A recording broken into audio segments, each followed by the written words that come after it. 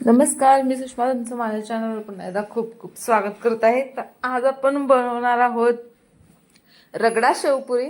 तर मस्त असा हा चाट मधला आपण प्रकार बघणार आहोत. खूप छान टेस्टी लागेल तुम्हाला आणि ही रेसिपी नक्की आवडेल. चला मग सुरू करूया आपण रेसिपीला आता.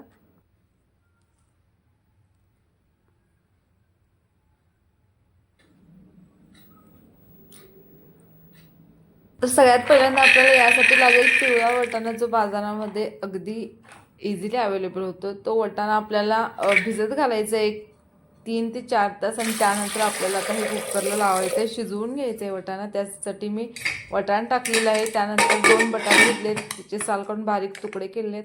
त्यात पाणी घालून आपण कुकरला 5 ते 6 शिट्ट्या करून घ्यायच्या.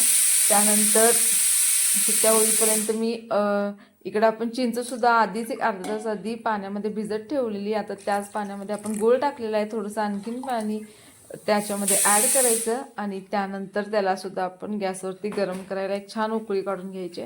त्यानंतर इथं मिक्सरच्या भांड्यामध्ये मी हिरव्या मिरच्या घेतलेल्या आहेत, 6 ते 7 हिरवी मिरची आहे, कोथिंबीर आहे.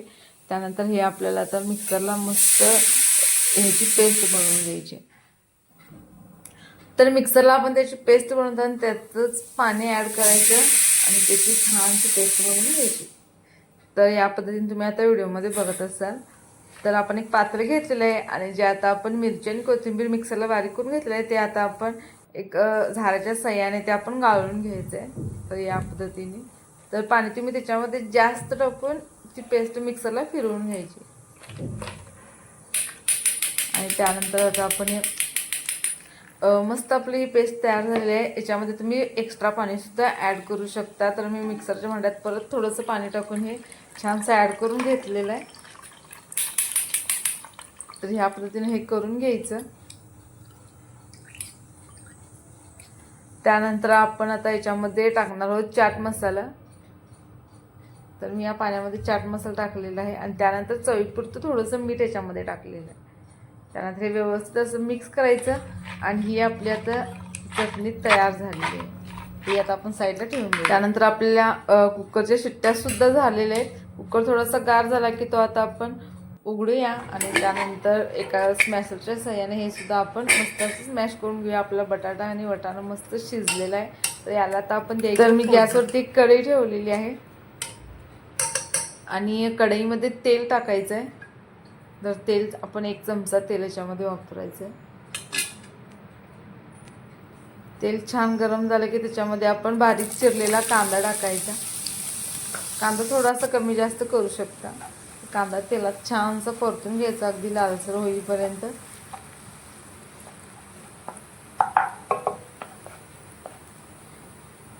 तर कांदा तेलात छान परतला गेलेला आहे.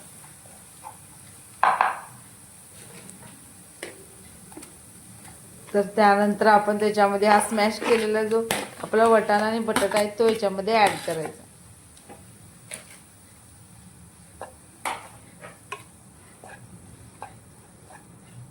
तर तो या तेलात छानसा परतून घ्यायचा, आणि त्यानंतर मग आपण याच्यामध्ये काही आता मसाले ॲड करणार आहोत. तर त्याच्यामध्ये टाकायचं आहे हळद. तर मी हळद याच्यामध्ये वापरलेली आहे. त्यानंतर लाल तिखट टाकलेली आहे. त्यानंतर याच्यात मी थोडासा पाणीपुरी मसाला टाकलेला आहे. त्यानंतर चाट मसाला टाकलेला आहे, आणि त्यानंतर याच्यामध्ये आपण चवीपुरतं मीठ टाकायचं, आणि हे व्यवस्थित आता आपण मिक्स करून घेणार आहोत. तर याच्यामध्ये मी थोडंसं पाणी ॲड केलेलं आहे. तर हे छान आता आपण मिक्स करून घेऊया. तर हे आता मस्त असं मिक्स झालेलं आहे. तर हे सुद्धा आपण आता साईडला ठेवून देऊया. त्यानंतर आपलं चिंचेचं पाणी आपण त्याच्यात गूळ टाकलेला ते छान उकळलेलं ते आपण थंड करून घेतलेलं आहे. तर ते सुद्धा आता आपण मिक्सरला फिरवून घेणार आहोत, आणि त्यानंतर आपलं गोड पाणी सुद्धा आता तयार होईल. तर ते मिक्सरला फिरवून झालेलं आहे, आणि आता आपण याच्यामध्ये ते गाळून घेऊया एका झाऱ्याच्या साह्याने. त्याच्यावरती आता आपण मस्त असं गाळून घ्यायचं.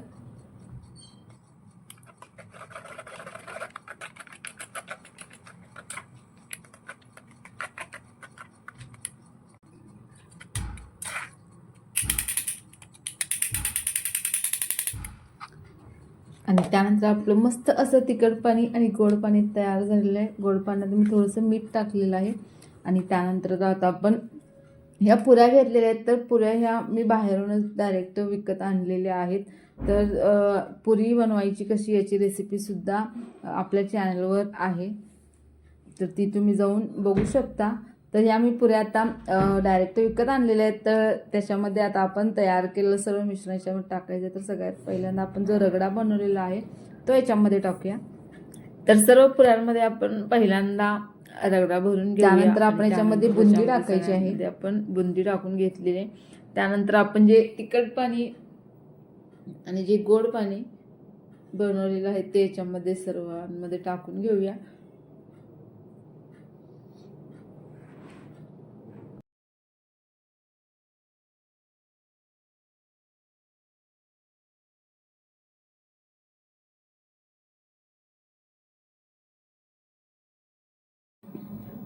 आणि मग त्यानंतर आपण याच्यामध्ये तिखट पाणी आणि गोड पाणी सर्व टाकून झाल्यानंतर आपण बारीक चिरलेला कांदा याच्यामध्ये टाकायचा आहे. तर कांदा स्किप केला तरीसुद्धा चालेल. तर सगळ्या पुऱ्यांमध्ये आता मस्त असा हा कांदा टाकून घ्यायचा. कांदा टाकून झाला की त्याच्यामध्ये आपल्याला शेव वापरायचा आहे. बारीक शेव त्याच्यामध्ये आपण टाकून घ्यायचा.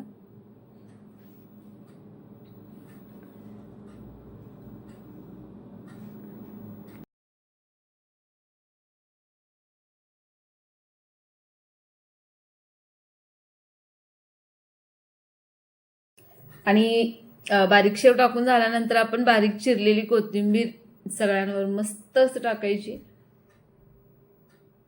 आणि त्यानंतर आपली मस्त अशी ही रगडा पुरी आता खाण्यासाठी तयार झालेली आहे. तर तुम्हाला माझी ही रेसिपी कशी वाटली ते नक्की सांगा. तुम्ही पण घर नक्की ट्राय करा. रेसिपी आवडली सुद्धा लाईक करा आणि चॅनलला सबस्क्राईब करा अजिबात विसरू नका. थँक्यू.